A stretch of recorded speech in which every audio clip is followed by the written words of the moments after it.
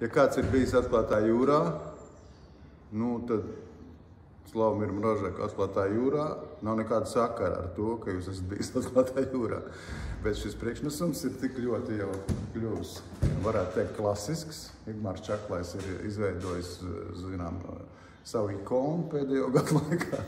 Un šī izrāde varētu būt interesanti visiem, kas interesēs par teātru un par Igmāru. Un arī par diasporas latviešu teātriem, jā, kas grib interesējās. Jā. Atklātā jūrā ir izrāde, kurā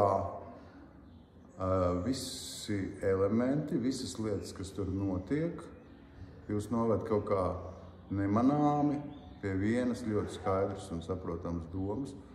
Un tas ir absolūti skaidrs, ka tā ir jebkura mākslas darba uzdevums tā kaut kā izdarīt. Jā. Un jūs par to beigās jūtaties iegūst kaut ko pavisam citu, nekā atnācāt sākumā. Jā, atklātā jūrā manā pieredzē viens no tiem gadījumiem, kad